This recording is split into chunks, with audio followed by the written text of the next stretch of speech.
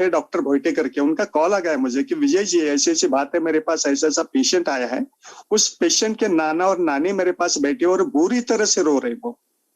वो समझ में नहीं आ रहा है कि उनके फीलिंग्स किस लफ्जों में उनके पास मतलब वो बताए। रो रहे थे। और उनकी एक पोती है जो तकरीबन 18-20 साल की है, यहाँ से तहसील पड़ता है कोरेगांव, वो कोरेगांव में है, वहां पर है, और उसको आपको देखने के लिए कल मॉर्निंग में जाना है। उन्होंने मुझे वो नानी का नंबर दे दिया। उसी शाम को मैंने नानी जी से कांटेक्ट किया। मैं बोला ठीक है। अब वो नाना और नानी दोनों भी टीचर है, उसी मतलब तहसील में टीचर है। तो बोले ठीक है, कल सुबह हम चलेंगे। कल मैं उनके साथ गया, वो दोनों लेके गए वहां पर। वहां पर जाने के बाद उनके उस लड़की के मतलब उनके लड़की और दामाद मतलब वो बच्ची के माँ बाप से भी मिले। काफी सीरियस लग रहे थे।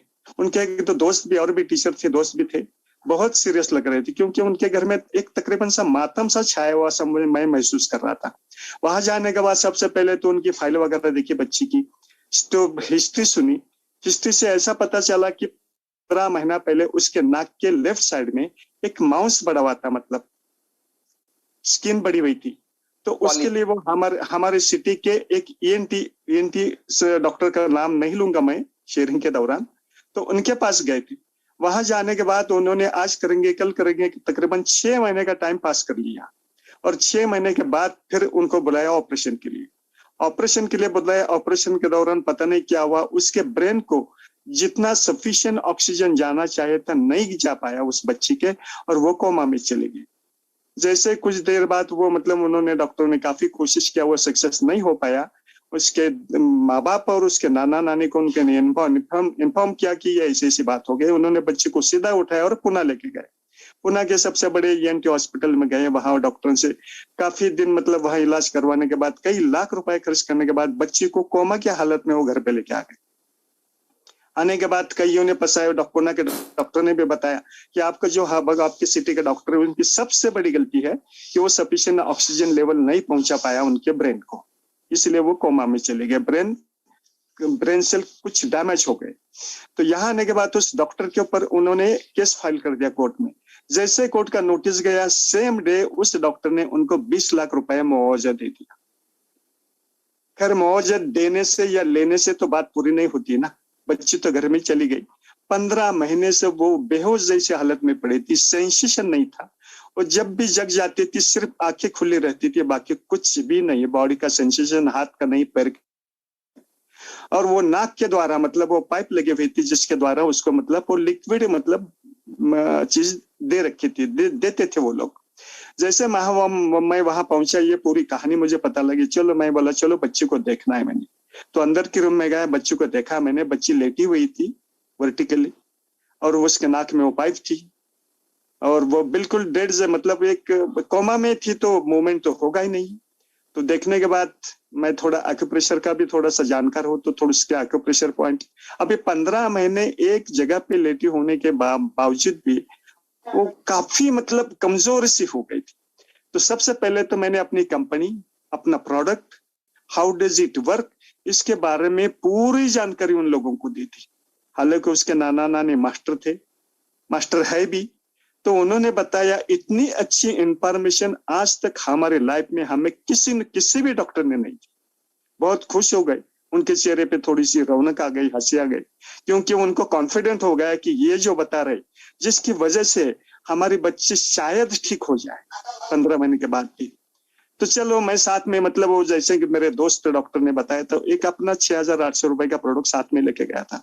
उनका प्रोडक्ट के बारे में बताया, हाउ टू यूज इट बताया, कुछ बातें बताई, क्या देना खाने के लिए, कुछ परहेज, कुछ डाइट के बारे में कोई चीजें बताए। बताने के बाद उन्होंने शुरू किया, उसको लेना शुरू किया। मैं अपने घर पे चला आया। 90 दिन उनके उस बच्ची के माँ का फोन आया, बोला डॉक्टर साहब, मैं बोला काफी खुश लग रही है, आपका आवाज तो बड़ी अच्छी लग रही है आज। बोला आपको अच्छी चीज सुनाने के लिए, अच्छी खबर सुनाने के लिए मैंने कॉल किया। और उन्होंने अपने ही बच्ची का वीडियो निकाल के मुझे डाल दिया व्हाट्सएप पर। वीडियो इस तरीके से था, बच्ची पहले जैसी जिस दिन मैं गया था 9 दिन पहले उसी तरीके से लेटी थी। उसकी माँ उसके मतलब पैर के पास में बैठी थी। एक पैर में वो खुजलाहट कर रही थी, और बच्ची अपने घुटनों से वो पैर ऊपर ऊपर 4-5 बार उठाने की कोशिश कर रही थी। ये पहला समय था 15 महीने के बाद जब बच्ची ने अपनी मूवमेंट शुरू की थी सिर्फ और सिर्फ अपने ई बायोटेरिंग के प्रोडक्ट की वजह से। मैं बहुत खुश हुआ। मैंने जितनी कोशिश की, जितनी बातें बताई, जितनी इंस्ट्रक्शन दी, जितना डाइट बताया, उसकी तरफ से मतलब वो सक्सेस मुझे मिल गया। मैं बहुत खुश हो गया, खुश हो गया। उनको कुछ और बातें करके सब के चेहरे पर हंसी थी, सभी आए थे वहां पर। उसके बाद फिर मैं आ गया। आने के बाद अभी 4 दिन पहले, मतलब 3 हफ्ता हो गया इस बात को, 4 दिन पहले मैंने कॉल किया, बोला मैं अभी अभी आपको एक वीडियो पोस्ट किया है। उनके माताजी बोली, बच्ची की माताजी बोली, शायद आपने देखा नहीं होगा, देख लीजिए, मैं अभी आपको कॉल करने वाली थी। तो वो बच्ची का फेस, बच्ची की आंखें, बच्ची मतलब वो थोड़ा सा सिरा ना लेके मतलब आधी हाफ मोड़ पे मतलब बैठी हुई है, और काफी उसके चेहरे पर मतलब वो बहुत ही अच्छा महसूस कर रही थी अपने आप को। बात तो नहीं कर रही थी मगर माँ के साथ मतलब अब वो कुछ मूवमेंट कर रही थी, हाँ, आंखों का, गर्दन की और हाथ की। मुझे बहुत अच्छा लगा वो वीडियो। और मैं इस सक्सेस से और का कारण यही है अपना और सिर्फ अपना ई बायोटेरिंग का प्रोडक्ट। बहुत बढ़िया। हालांकि दूसरे दिन मैंने क्या किया, ये दोनों वीडियो है जो मैंने मेरे स्टेटस पे शेयर की है, आधा घंटे इनके अंदर उनके नाना जी का कॉल आया मुझको, बोला डॉक्टर साहब ऐसा मत कीजिएगा, ये जब तक ठीक ना हो तब तक आप किसी भी आपके स्टेटस पर उनको अपलोड मत कीजिएगा। क्योंकि ऐसा है, जब तक गॉसिप, समाज में क्या होता है, रहने वाले लोग, हमारे जो रिश्तेदार है, दोस्त लोग हैं, वो गॉसिप करते रहते हैं। तो मैं खुद बताऊंगी, जब वो पूरी ठीक हो जाएगी आप पूरा मतलब वीडियो और पूरी इंफॉर्मेशन लोड कीजिएगा। This is all about the my patient. Thank you. Sorry to come you again. Doctor साहब ने अभी जो ब्रेन रिलेटेड डिसीज के पेशेंट के बारे में जो शेयरिंग किया ना, उससे मेरे अपने पेशेंट की बात याद आ गई। जब भी मैं आप लोगों का शेयरिंग कर रहा था, सबसे पहले वो पेशेंट का जो मेरा प्रॉब्लम था वो था कि ऑक्सीजन की सप्लाई कम हो गई, जिसकी वजह से वो बच्ची कोमा में चली गई। जैसे मैंने आपको थोड़ी देर पहले बताया, वहां जाके प्रोडक्ट कैसे यूज करना इंस्ट्रक्शन दे दिया, तो उसके ब्रेन सेल को मतलब सफिशिएंट ऑक्सीजन नहीं मिली थी, जिसकी वजह से उनके माताजी को मैंने सजेस्ट किया कि ये अपना ये ब्रेसलेट है, ये ब्रेसलेट 3 या 4 घंटे के अंदर 15 मिनट 20 मिनट डेली, सुबह दोपहर शाम 3 टाइम लगाना है। अच्छा। क्योंकि उनके ब्रेन सेल ही डीएक्टिवेट हो चुकी थी। अपने ब्रेसलेट की वजह से ब्रेन सेल एक्टिवेट हो गई, और all activities of the body are totally controlled by the brain itself, ये तो सभी को पता ही है।